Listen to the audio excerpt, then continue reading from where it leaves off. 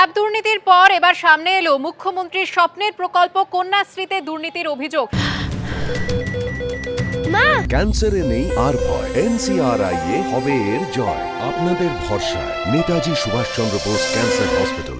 মালদার মানিকচকে এনায়েতপুর উচ্চ বিদ্যালয়ে একাধিক ছাত্রীদের নামে ভুয়ো অ্যাকাউন্ট খোলার অভিযোগ এবং সেই সঙ্গে এই অভিযোগও উঠছে মোট 42 জন ছাত্রীর অ্যাকাউন্টে ধরা পড়েছে জালিয়াতি।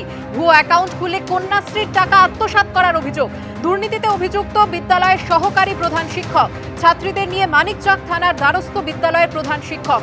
সমস্ত অভিযোগ ভিত্তিহীন দাবি সহকারী প্রধান শিক্ষকের।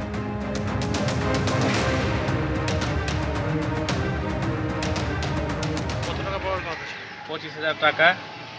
তো এখন তো যেটা টাকা 25,000 তুলেছে কিনা, তো এটা তো হেডমাস্টারের সই না পেলে তো টাকা তোলা যাবে না। সই আছে ওখানে? হ্যাঁ, তো ওখানে হেডমাস্টারের সই আছে। সুনন্দ সেই ছিল কে? উনি ছিলেন তো? হ্যাঁ, ওই ছিল হেডমাস্টার তখন। সুনন্দ ওর বউ আছে প্রধান। কোন দলে? টিএমসি, তৃণমূলের প্রধান। হ্যাঁ, তৃণমূল প্রধান। এর আগে ট্যাব দুর্নীতি সামনে এসেছিল, আর এবার কন্যাশ্রীতে দুর্নীতির অভিযোগ সামনে আসছে। এই অভিযোগ উঠছে মালদার মানিকচকে এনায়েতপুর উচ্চ বিদ্যালয়, যেখানে জানা যাচ্ছে যে 42 জন ছাত্রীর ব্যাংক অ্যাকাউন্ট খোলা হয়েছে, ভুয়ো ব্যাংক অ্যাকাউন্ট খোলা হয়েছে, যেখানে কন্যাশ্রীর টাকা আত্মসাৎ করার অভিযোগ উঠেছে এবং সংখ্যাটা 42 নেহাতই কম নয়। এবং প্রধান শিক্ষক কি বলেছেন এ নিয়ে শুনে নেব। আমি জয়েন করার আগে সুনন্দ মজুমদার মহাশয় এখানকার অ্যাসিস্ট্যান্ট টিআইসি ছিলেন। আমি জয়েন করার পর উনি অ্যাসিস্ট্যান্ট হেডমাস্টার হন। এখন উনি অ্যাসিস্ট্যান্ট হেডমাস্টার পদে আছেন। উনি 2022-এর মাঝামাঝি পর্যন্ত কিন্তু সমস্ত স্কলারশিপ এবং কন্যাশ্রী পোর্টালের নোডাল টিচার এবং দায়িত্বে ছিলেন। এই অনলাইন পোর্টাল থেকে ডাউনলোড করে দেখা যাচ্ছে এই সমস্ত মেয়েদের যে K2 ফর্ম আপলোড করা হয়েছে, সেখানে ডিক্লারেশন ফর্মে সুনন্দ মজুমদার মহাশয় তার অ্যাসিস্ট্যান্ট হেডমাস্টার সিল দিয়ে সই করেছেন। অর্থাৎ তিনি যেহেতু দায়িত্বে ছিলেন, তিনি এই যে জালিয়াতি হয়েছে তার দায় কিন্তু সম্পূর্ণ তারই। তাকেই জবাব দিতে হবে কি করে এদের এতগুলো মেয়ের নামের টাকা মানে বেহাত হয়ে গেল, মেয়েগুলো কেন টাকা পেল না। বর্তমান প্রধান শিক্ষক আপনারা জানেন, বিগত দিনে অনেক খবরে শিরোনাম এসছে, সাইকেল চুরি থেকে, হোস্টেল চুরি থেকে এরকম প্রতিবাদ করেছিলাম বলে আমার সঙ্গে হাতাহাতি হয়েছে, খবরে সেটাও বেরিয়েছে।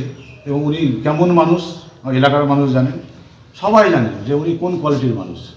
ঠিক আছে, একটা সুযোগ পেয়েছে ফলস সাইন করিয়ে দেওয়া, সিল তৈরি করে আমার নাম জড়িয়ে দেওয়া, এটা ওনার সঙ্গে যেহেতু এটা আমার রেসারেসি চলছে, সেই সময় সুযোগটা কাজে লাগানোর চেষ্টা করছেন, আমাকে ফাঁসানোর চেষ্টা করছেন যে সিল সই। কিন্তু এখানে যে ওনার ইন্ধন নেই এটা কে বলবে।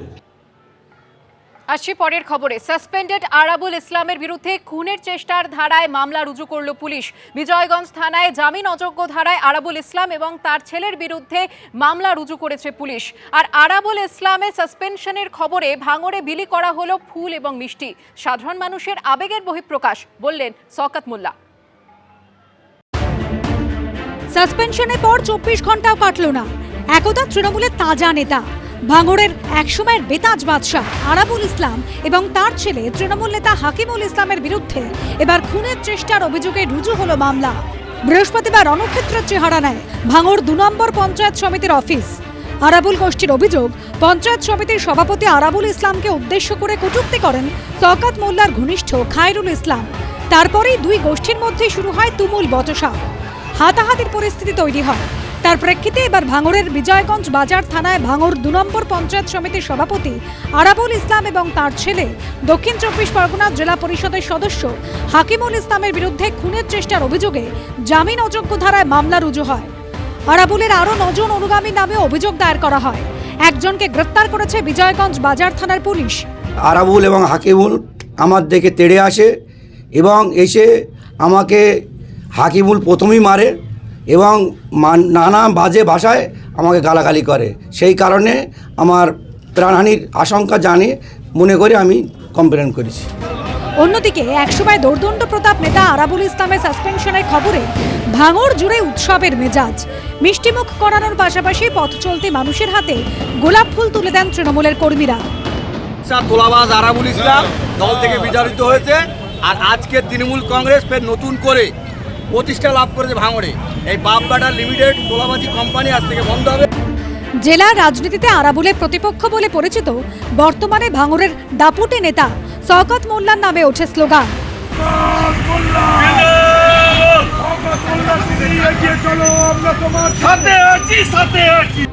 ক্যানিং পূর্বের বিধায়ক এবং ভাঙড়ের তৃণমূল পর্যবেক্ষক অবশ্য এই উৎসব সাধারণ মানুষের আবেগ বলে দাবি করেছেন। কে কোথায় বহিষ্কৃত হয়েছে আমার দেখার জন্য দল যেটা সিদ্ধান্ত নিয়েছে সঠিক নিয়েছে।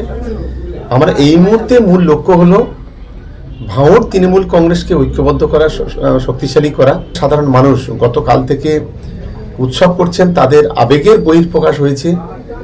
সমস্ত জায়গায় একটা উৎসব চলছে। 2021 সালে দলটাকে একেবারে বিরোধীদের হাতে সঁপে দিয়েছিল যারা, এটা তার বহিঃপ্রকাশ।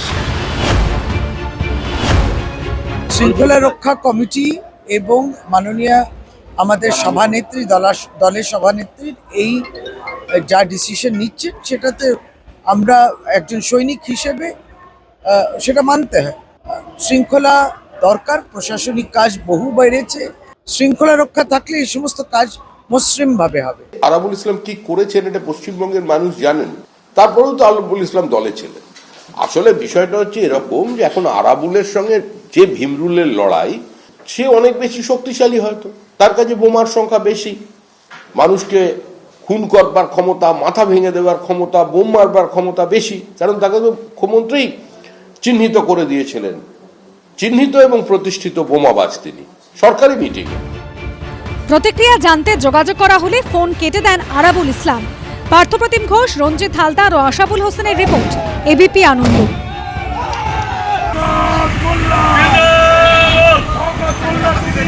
চলো আমরা তোমার সাথে আছি, সাথে